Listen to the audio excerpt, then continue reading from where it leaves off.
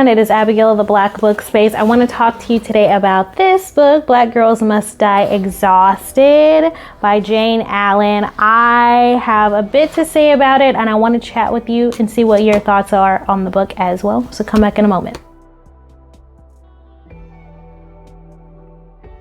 Okay, let's talk about this book. So I want to open it up with a quote.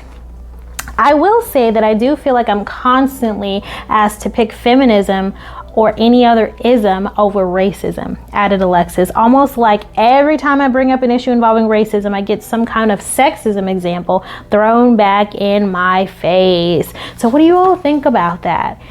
Is that true? Have you experienced that before? Have you brought up the idea of racism and then had another sort of trauma thrown back up as something that kind of ranks above racism?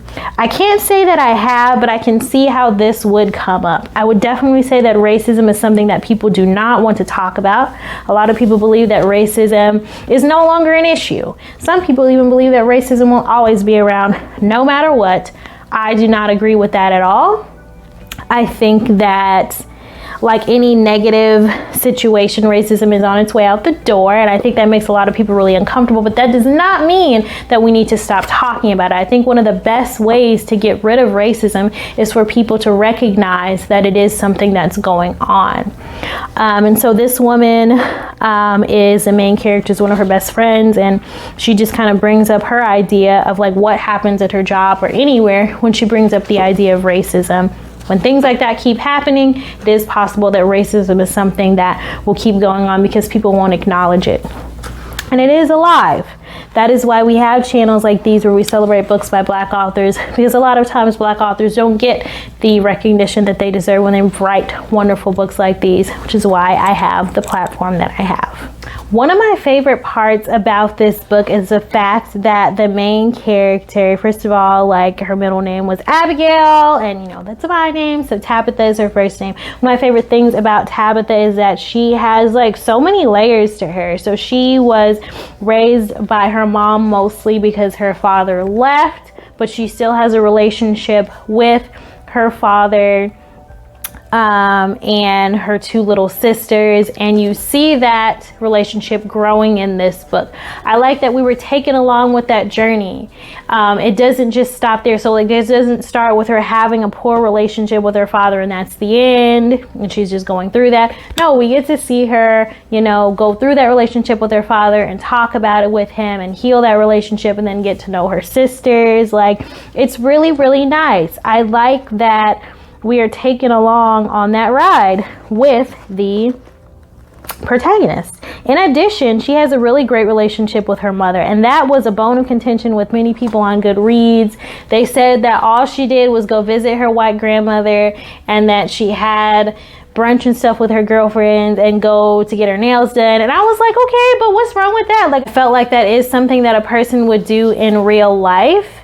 And there was nothing wrong with bringing real life elements into her thing. Like, it would have been a little weird if this wasn't a fantasy book and her like grandmother was a shapeshifter or something, but she wasn't. Like, she was herself. She lived in a nursing home. So yes, Tabitha did go and visit her on a regular basis.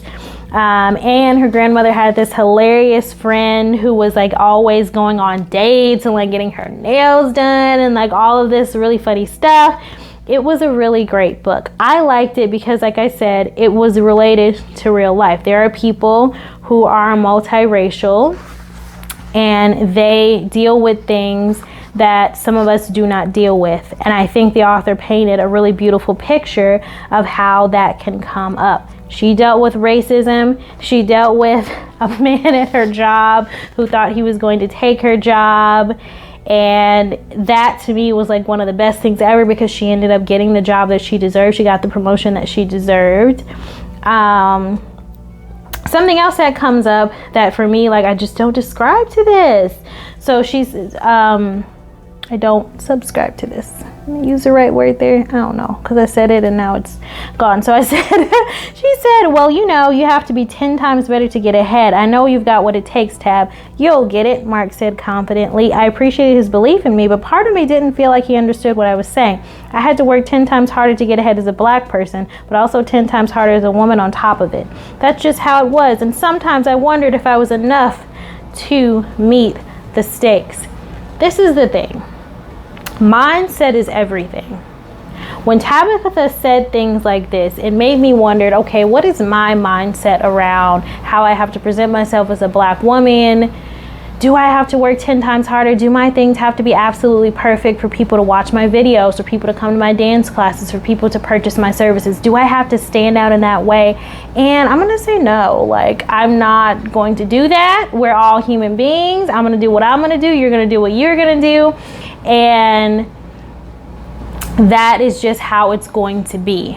I really like the fact that this brought up so many elements to what it means to be a black woman and some of the beliefs that we hold dear.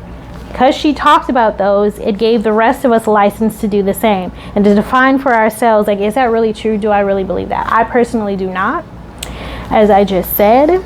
And I believe that if you do believe that, then that's going to be your self-fulfilling prophecy. You know, that's how I feel. But you feel how you feel. I really like the dialogue in this book. I feel like it flowed really well. Nobody was talking really weird and strangely and then making me give them the side eye, like, people don't talk like that. Because, you know, sometimes that happens. That happens sometimes in books. So Miss Gretchen was Tabitha's grandmother's best friend. She lived in the nursing home as well.